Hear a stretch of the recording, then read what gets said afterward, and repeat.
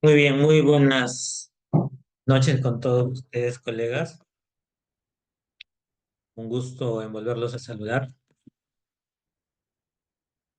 Que vamos a hablar un poquito sobre los principales trastornos en psiquiatría de niños y adolescentes. Vamos a hacer una revisión de los principales. Vamos a hablar un poquito en esta primera parte sobre el trastorno al espectro autista. No lo puedo. Lo que les voy a rogar es que tengan apagados sus micros para que podamos todos de alguna manera apreciar conceptos. ¿Sí? Muy bien, entonces vamos a iniciar.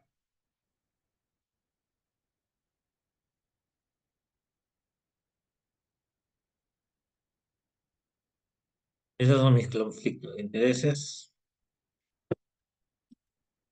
Muy bien, en esta primera parte vamos a hablar sobre el trastorno del espectro autista. Yo creo que ustedes vayan conceptualizando que el término trastorno del espectro autista es de reciente uso.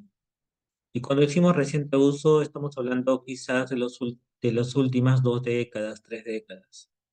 Realmente el término comienza a aparecer en los años 90. Pero este término, con el cual ya es ampliamente conocido, el trastorno del espectro autista, no fue siempre así cuando nos referíamos a las personas que ahora conocemos que tienen autismo. Ya en 1926, una mujer de mirada alegre que ustedes están viendo en la parte inferior izquierda, que se llama Grunya Zucareva, de origen ruso, o de lo que en esa época era la Unión de Repúblicas Socialistas Soviéticas, porque ella realmente nace en Kiev. Ella va a sacar una publicación de una serie de casos con características similares a las del trastorno del espectro autista. Y bueno, eso lo hizo en 1926. En esa época eh, conocía o ella lo presenta como psicopatía eh, infantil, o luego también lo llamó como psicopatía autística. Entonces, más o menos para que ustedes puedan apreciar que ya desde esas épocas se comienza a delimitar las características de lo que hoy día conocemos como autismo. Quizás las figuras más populares que aparecen son Leo Kanner y Hans Asperger, ya por la década del 40. Miradas fueron casi coincidentes, uno en los Estados Unidos, otro en Austria, hicieron descripciones de cuadros similares. Y ya en el uso más amplio, frecuente y seguro aparece en 1980, cuando el DSM-3 incluye el término autismo infantil. En- Recuerden que el DSM es un manual de clasificación eh, con la cual nosotros los colegas que trabajamos en salud mental, principalmente los psiquiatras, los solemos consultar. Muy comparable al CIE-10, ¿no? Que es el que es de uso oficial en el Perú. Pero ambos son bien interesantes y por suerte tienen mucha similitud. Este DSM-3 ya recoge el término autismo infantil en 1980. En 1987 ya va a aparecer el término trastorno autista. En 1994 es el término trastorno del espectro autista dentro de los trastornos generalizados del desarrollo. En el año 2000 es el trastorno del espectro autista, pero ya se categoriza, y así es como se popularizó, cómo se presentaba como trastorno autístico, trastorno desintegrativo de la infancia, síndrome de Rett, síndrome de Asperger. Y finalmente llegamos a nuestra actualidad desde el año 2013, que el trastorno del espectro autista ya se utiliza de manera más frecuente y solamente se diferencia por los niveles de apoyo que requiere. Entonces, si ustedes pueden darse cuenta, este término evolucionó a través del tiempo, hasta la forma como lo comprendíamos y cómo lo clasificamos, hasta la actualidad. Nosotros estamos usando actualmente el CIE-10 en Perú. Cuando nosotros emitimos informes médicos o damos certificados de discapacidad, tenemos que seguir codificando con el CIE-10. El CIE-10 todavía es de una mirada categorial. Sin embargo, probablemente en unos años ya comencemos a utilizar el CIE-11, donde ya la mirada es dimensional. Lo cierto es que ya conociendo esta historia, conociendo estos personajes que aportan, tanto Leo Kanner como Hans Asperger, también es importante que la citemos el Lorna Wing, que ya desde 1979 comienza a dar sus aportes y a luchar porque se entienda esto como un espectro, ¿no? Y ahora nosotros nos damos cuenta que las alteraciones principalmente van a ser comunicacionales y algunas conductas restrictivas. Hay otro personaje que es Uta Frith, que también en 1991 pone en valor a estos, recupera a estos autores intelectuales que todavía estaban ocultos. Ese es un poquito para que ustedes conozcan de la historia. Bueno, esta señora de mirada tierna, Lorna Wing, enfatiza, pone su energía en que lo comprendamos como un espectro. Este espectro va a afectar principalmente la socialización, la comunicación y el lenguaje y conductas que son de cierta manera rígidas, restrictivas, restringidas. Es por eso que si ustedes revisan el DSM-5, el texto revisado, podrán apreciar que los dos primeros criterios para reconocer el trastorno del espectro autista nos van a hablar de alteraciones en la comunicación e interacción social. Lo importante que es este nivel. Y el segundo gran criterio son esos patrones restrictivos, repetitivos y que incluso están acompañados de actividades muy, muy, muy restringidas, como la triple R, ¿no? Restrictivos, repetitivos y restringidos. Bueno, todas estas características nosotros lo podemos apreciar desde tempranas edades de la vida. Y ahí viene el reto. El reto es que como la clínica es tan amplia y las manifestaciones clínicas tan diversas, pues no necesariamente significa que sea fácilmente reconocido. Probablemente los casos más graves o más floridos los reconocerán quienes se familiaricen más. Sin embargo, los casos con sintomatología más enmascarada, y cuando digo enmascarada, estoy hablando con más adaptada a un entorno social donde vive, crece y se desarrolla la persona, será más difícil de reconocerlos. El autismo va a provocar un deterioro significativo, no solamente a la persona, sino a la familia, ¿no? Y las personas gastan mucho dinero por realizar las terapias, invierten mucho de su tiempo por realizar cuidados con sus hijos. Y es muy importante también diferenciar que no todo es autismo, ¿no? También existen otros trastornos del neurodesarrollo, otras condiciones que pueden tener síntomas o manifestaciones clínicas similares. Hay que saber las diferencias. Entonces, ustedes están apreciando que el trastorno del espectro autista comienza a ser mirado de manera categorial por los años 90 y 2000, como yo lo estudié. Sin embargo, ustedes lo están viendo, lo están conociendo ya de una manera más dimensional. Está en la transición. Estamos pasando de la mirada categorial a la dimensional, como si se hubiese licuado todo, ¿no? Entonces ahí, por ejemplo, ven el CIE-10 con el DSM-4, ahí ustedes pueden apreciar que hay ciertas coincidencias en la nominación, eh, pero la idea y la línea de acción es la misma, ¿no? Si nosotros ya profundizamos más en lo que nos ofrece el DSM-5 y el CIE-11, ahí ya vemos que hablamos de trastorno del espectro autista y la mirada es más dimensional. Es lo que vamos a tratar de diferenciar es si hay una afectación eh, en el lenguaje, o sea, si hay una disfunción del lenguaje en su funcionalidad o incluso ausencia de lenguaje. Es por eso que la forma de la presentación, es por eso que la forma de presentación puede ser muy amplia, puede ser muy florida, y eso es muy importante que ustedes lo tengan presente porque va a ser todo un reto. Victoria Nina Guamán, ayúdame apagando tu micro, por favor. Gracias. Entonces, ahí ustedes comienzan a apreciar, ¿no? Eso que esto va a tener una tendencia a complejizarse, pero quiero que lo vayan mirando, ¿sí? Muy bien, sigamos revisando.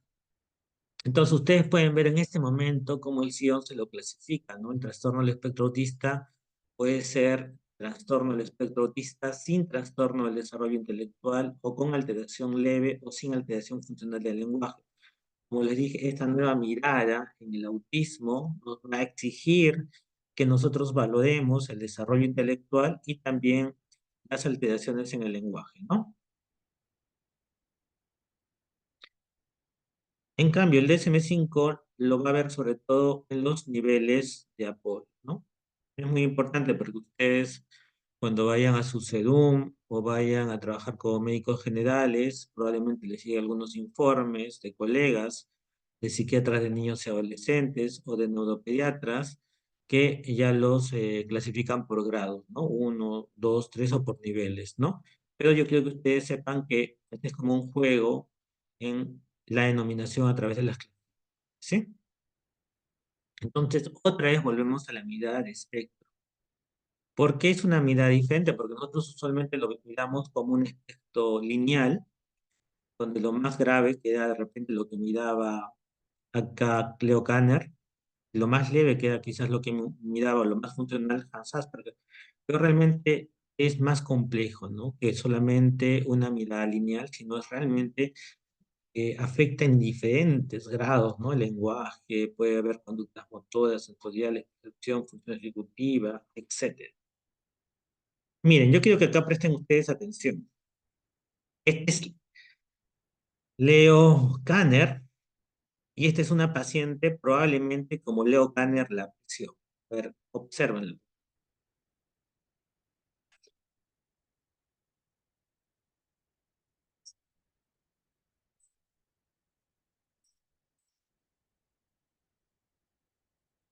Entonces ustedes acá pueden apreciar una jovencita que ha realizado un movimiento repetitivo, ¿no? Miren cómo se balancea. Esto es una conducta estereotipada, se llama balanceo, ¿no? Es frecuente en los niños que tienen autismo, pero si ustedes la siguen observando, muestra un interés muy marcado por el cordón. Realmente es una cinta métrica que había en el consultorio, que la coge y la comienza de alguna manera, a manipular y agitar, ¿no? Esta manifestación clínica se llama interés restringido. Si ustedes son observadores, van a ver que ella no tiene zapatillas. Y si yo les hubiese mostrado las zapatillas, sus zapatillas no tenían sujetadores o pasadores. Entonces, eso se llama alteración en el procesamiento sensorial. Estos jovencitos suelen gustar de estar descalzos, molesta mucho la fricción con la ropa, con las etiquetas, suelen tener molestias cuando los peinan, los cepillan o les cortan las uñas, ¿no? Y ustedes siguen observando a esta jovencita, rápidamente se dan cuenta que pues, es un adolescente, ¿no? Y un adolescente que se siente en un consultorio, ponga a balancear y no emita ninguna palabra, nos muestra que tiene dificultades intelectuales y también alteraciones en el.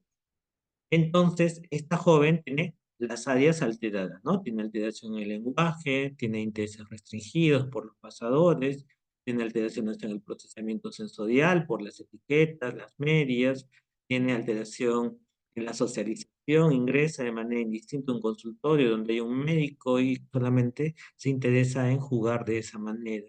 Tiene conductas estereotipadas como el balanceo. Entonces, esta mirada es la de Leo Kanner. Es la que ustedes pueden reconocer más fácilmente. Son las personas que tienen un trastorno de espectro autista con manifestaciones más claras, más manifiestas.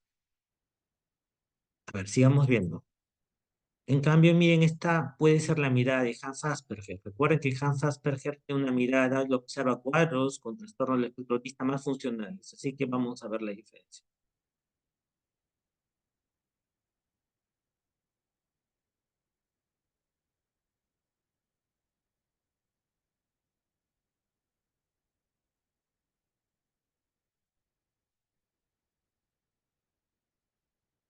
Muy bien, entonces ustedes también acá pueden apreciar que este jovencito, este niñito, perdón, eh, sí sigue indicaciones, está jugando con la plastilina, pero está repitiendo de una manera un poquito exagerada. Quiero jugar con la plastilina, quiero jugar con la plastilina. Muestra un interés muy manifiesto. Si ustedes se dan cuenta, la forma de manipular la plastilina y de mirarla es diferente a la que usualmente nosotros podríamos hacer. Bueno, este niñito también tiene trastorno del espectro autista, tiene presencia de lenguaje, pero tiene una alteración en la funcionalidad. Tiene cierta disprosodia, su lenguaje es medio monocorde, monorrítmico, parece medio robotizado, muestra mucho interés por la plastilina, ¿no? Y si bien interactúa aparentemente con la madre, más está concentrado en sus intereses que en ella, mostrándonos alteraciones en su reciprocidad social. Sin embargo, nosotros rápidamente vemos que pese a ser menor que el caso anterior, muestra mayor desarrollo intelectual. Entonces, este es otro caso de otro niño con trastorno del espectro autista.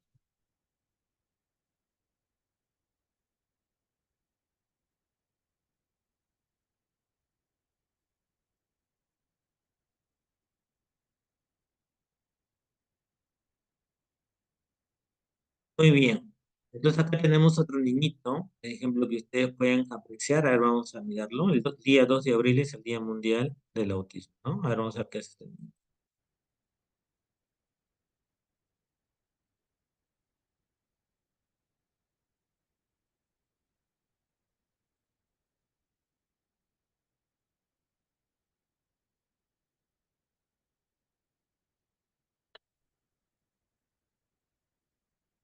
Qué interesante lo que menciona la madre al final. Dice, así puede estar todo el día. Pero ¿cómo es que puede estar todo el día? Se refiere a lo que está haciendo. ¿Y qué es lo que está haciendo? Pues está manipulando unos bloques, pero no está jugando de una manera muy característica, sino de una manera peculiar.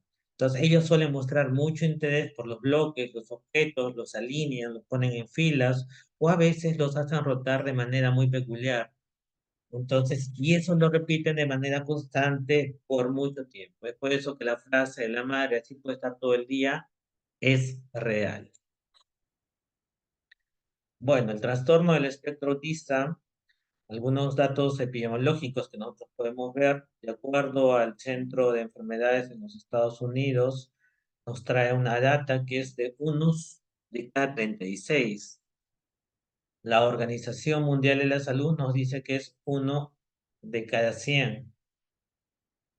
Siempre a predominio masculino, pero esto ha ido incrementándose. Yo les cuento que cuando yo empecé la residencia, esto no era tan frecuente, pero ahora lo estamos viendo cada vez más frecuentemente.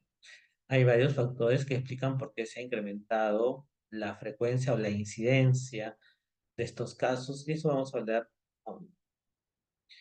La OPS alerta, y dice, el diagnóstico del trastorno del espectro autista en la zona frecuentemente se realiza entre los 4 y 6 años, a diferencia de los 2 a 3 años en las naciones con sistemas sanitarios más avanzados.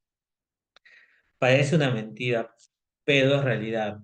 En Perú se diagnostica tarde el autismo. Y ustedes me preguntan, profesor, pero ¿es importante el diagnóstico temprano? Yo te digo que sí. ¿Por qué? Porque mientras más temprano sea el diagnóstico, más probabilidad de mejora tiene el niño, debido a que las intervenciones son más tempranas y precoces. Entonces, si tiene dificultades en el lenguaje, si tiene dificultades en el procesamiento sensorial, en la conducta, si no sabe de alguna manera empuñar la mano, en fin, cualquier alteración que ellos presenten, mientras más precozmente sean descubiertas y atendidas, el pronóstico mejora sensiblemente. Es por eso que esto es como una alarma, ¿no? En el año 2023, en el Perú se han registrado 77.678 casos de trastorno del espectro autista, principalmente en Lima, el Callao, La Libertad y la Amazonía. Si ustedes me ven la prevalencia y la incidencia a nivel mundial, recuerden que esto depende mucho de los sistemas de alerta epidemiológica que tenga cada país desarrollado y de la cultura de reportarlos. Es por eso que no es casualidad que en los países angloparlantes, Estados Unidos, Europa y, cómo no, en la pujante China, se ven una serie de datos, de reportes de incidencia y prevalencia. Y se calcula que en esta revisión sistemática, con metaanálisis más reciente, sugiere una prevalencia global del trastorno del espectro autista de 0,72%. Y en una revisión sistemática publicada el año 2022 se reportó una prevalencia global de 100 por cada 10.000, ¿no? Ustedes ahí ya lo pueden observar. Uno de ustedes me puede preguntar muy astutamente por qué se ha incrementado la prevalencia o la incidencia. Este estudio trata de hacer trata de darnos esa respuesta. ¿Cómo trata de darnos esa respuesta? Nos trata de dar esa respuesta porque nos dice lo siguiente. Nos dice lo que se ha incrementado como incidencia, o sea, como incidencia se ven más casos en relación a otros años, es que estamos diagnosticando cada vez más a personas mayores de 19 años. Entonces, a los adultos los comenzamos a diagnosticar más. ¿Por qué estamos diagnosticando más? Quizás porque le estamos mostrando mayor interés, porque la sociedad se ha comenzado a mostrar mayor lucha social. En los últimos años han aparecido normas que hace 10 años no existían. Eh, Existen una serie de proyectos legislativos en relación a la visibilización, protección y diagnóstico temprano. Entonces hay una presión normativa, hay una presión social que permite que se visibilice y, por lo tanto, también esto llega al sector salud, aumentando el diagnóstico en personas adultas, que antes estaban acá, invisibles, o eran como confundidos con retraso mental o lo llamado trastorno del desarrollo intelectual. Sin embargo, otra de las características que vemos es que se comienza a ver también mayor incidencia en las mujeres. Recuerden que casi todos los trastornos psiquiátricos infantiles son más frecuentes en los varones. Sin embargo, se ha comenzado a ver un incremento en el diagnóstico de las mujeres. Es por eso que la relación entre varón y mujer ha bajado. Sigue a predominio masculino, pero la brecha se ha cortado. Entonces, estamos diagnosticando cada vez más a las mujeres y a las personas adultas mayores. Es otra de las razones por las cuales también se ha incrementado esta incidencia y prevalencia. En el Reino Unido se reportó mayor incremento de incidencia o tasas de diagnóstico en el grupo de mayores de 19 años. Los aumentos podrían deberse a una mayor notificación y aplicación de diagnósticos. El aumento de los diagnósticos entre adultos, mujeres, individuos con mayor funcionamiento sugiere que un mayor reconocimiento sustente estos cambios. Es cierto, personas que son muy funcionales, que viven con autismo, pero nunca les afectó al grado que no puedan desarrollar su carrera profesional, su vida sentimental, ahora comienzan a ser más visibles para los especialistas.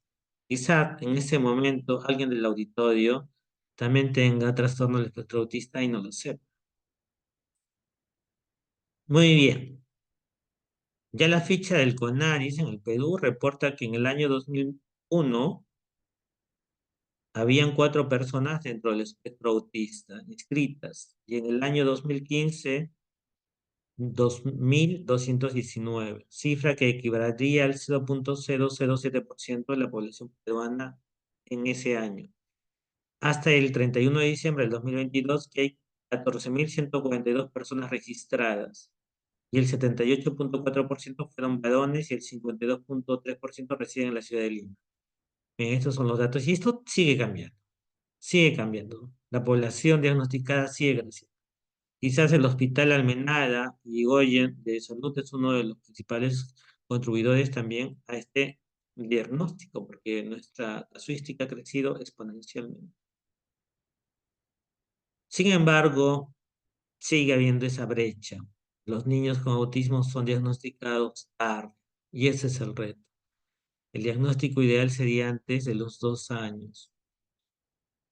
¿Se puede diagnosticar antes de los 2 años? Claro que sí, bajo ojos de experto, de un especialista familiarizado con el autismo, con amplia experiencia en diferenciar con diagnósticos comórbidos que se le padecen, con alto nivel de precisión podría ayudar, ¿no? Sin embargo, eso es una tarea que está en proceso de cumplir. Tenemos que llegar a diagnosticar más tempranamente. La edad media actual del diagnóstico es de 60,48 meses. El diagnóstico principalmente se basa en esa historia clínica que realizamos. Debemos realizar la historia clínica, luego debemos realizar, pasarnos a la entrevista, en la observación del paciente, en un examen físico exhaustivo. Recuerden que los niños que tienen trastorno del espectro autista suelen tener muchas comorbilidades, pero esas comorbilidades también son comorbilidades que pueden afectar la parte física, ¿no? Entonces es muy importante tenerlo eso presente.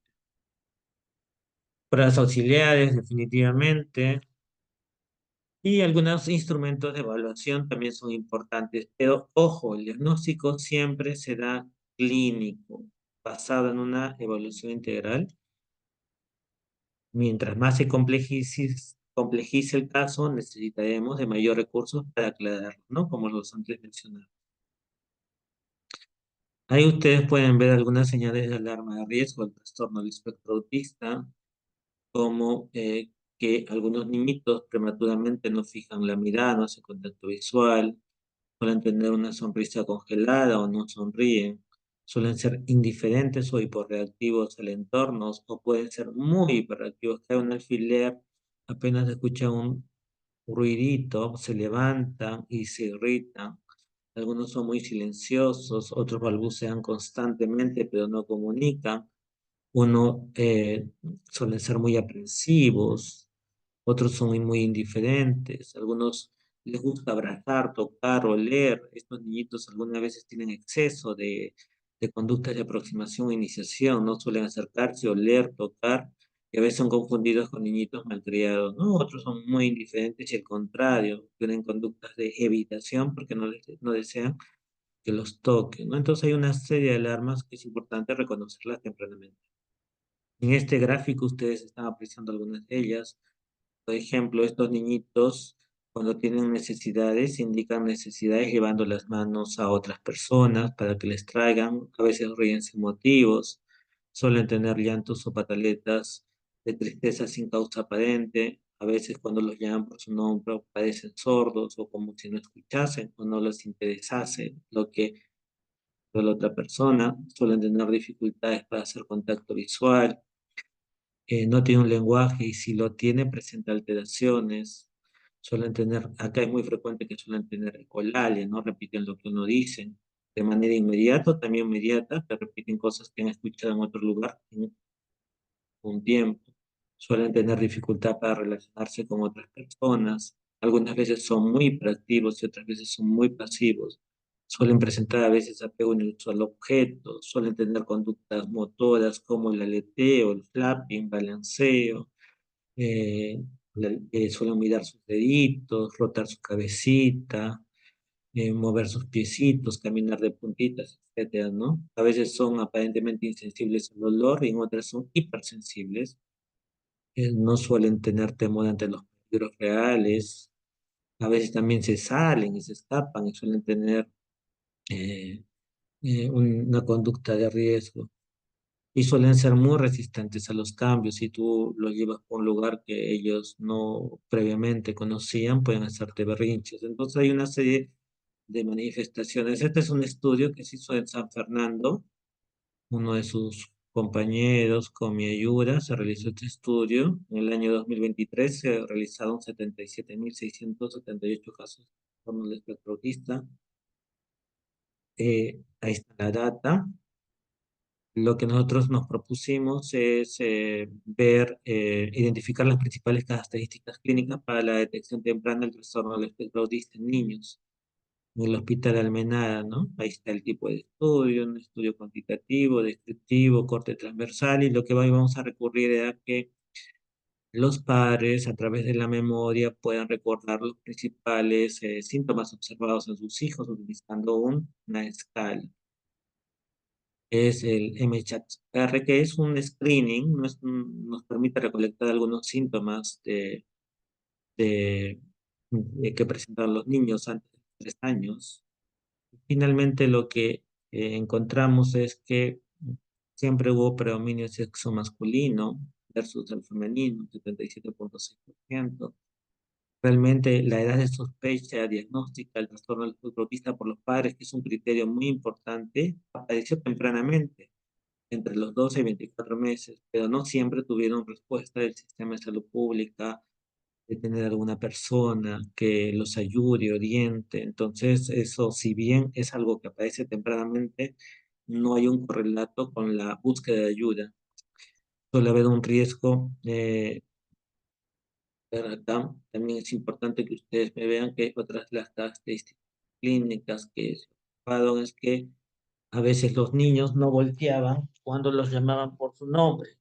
Eso es algo que es por eso que nosotros cuando realizamos nuestras entrevistas, las historias del desarrollo perinatal, una de las preguntas fundamentales es si nosotros le preguntamos al padre, cuando eran pequeños y empezaban a caminar y los llamabas por el nombre, ellos volteaban, te miraban, observaban, gesticulaban, tenían alguna conducta que te haga pensar que te prestaban atención o eran como indiferentes o incluso te parecían sordos. Padres suelen contestar lo segundo, estar muy atentos a esto. Luego, Mm, otra característica en la dimensión cognitiva hay, por ejemplo,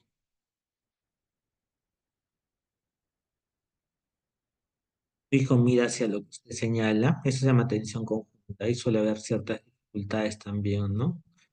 Cogen de la mano cuando desean y suele haber también que a veces estos jovencitos se centran mucho en los objetos más que en las personas. Usualmente los niños suelen tener una conducta exploratoria, pero ellos se centran mucho en los juguetes.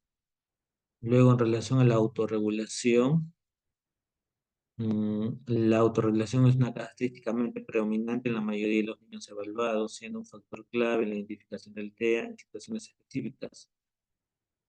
Por ejemplo, ¿no? Estos niños suelen realizar movimientos, eso que realizan el aleteo, el balanceo, el correr en círculos, es una forma de regularse porque están tensos. Entonces, esto también se suele aparecer a tempranas edades y da reconocido. Miren, había una serie y, como no, el lenguaje, ¿no? Una de las conductas más frecuentes que tienen los padres es que el lenguaje tardaba la aparición de la primera palabra y si llegaba la primera palabra, que fue alrededor del año, año y medio, su progresión era lenta o incluso se detenía hasta retrocedía. Eso se conoce como las conductas regresivas. Entonces, nosotros podemos ver que sí hay manifestaciones tempranas que los padres reconocen, pero que no coinciden con el diagnóstico oportuno. Entonces, en cuanto a la dimensión del lenguaje verbal, el 77,6% de los niños no respondían a su nombre, un 71,4% no comprende instrucciones sin gestos y un 63,3% de los padres sospechaban que su hijo podría ser sordo, lo que resalta la importancia de evaluar las dificultades en la comprensión y respuesta verbal para el infante. Es muy importante, ¿no? En cuanto a la autorregulación, el 66,7% de los niños presentaban movimientos extraños. Respecto a la dimensión social, el 63,7% de los niños muestran falta de interés por otros niños. En relación a la dimensión cognitiva, se observan conductas variables, suelen tener dificultades en la atención conjunta.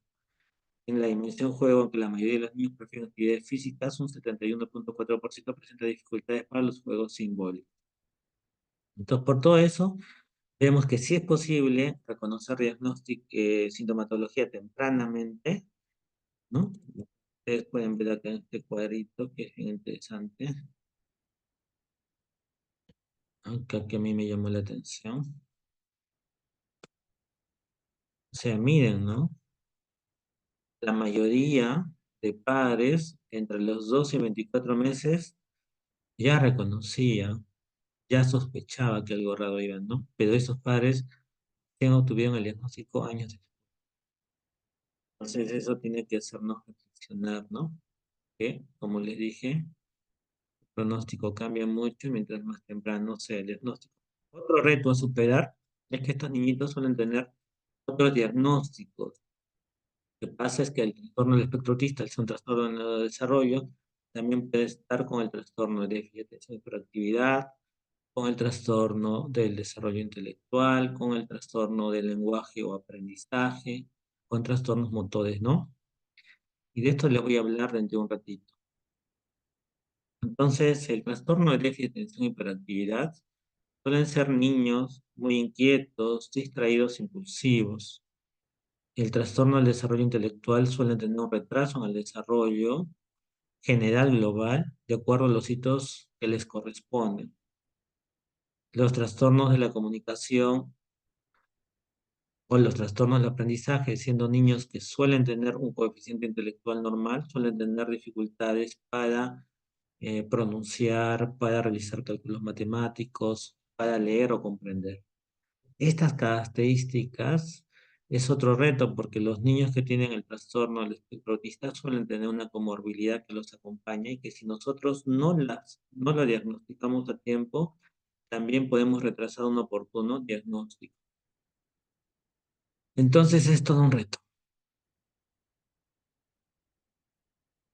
Hay un marco legal actualmente, eso no existía, de los para que ustedes sepan que ha cambiado mucho las normas. Y como les he dicho, más del 70% de las personas que tienen trastorno del espectro autista tienen comorbilidades, que no solamente son trastornos psiquiátricos, como el trastorno de desarrollo intelectual, o el trastorno de déficit de atención y hiperactividad, o el trastorno del lenguaje, también suelen tener cuadros de ansiedad, de estreñimiento, de dolor, suelen tener electroencefalograma normal, suelen tener problemas del sueño, problemas genéticos, problemas inmunes, etc. Entonces, es un reto importante.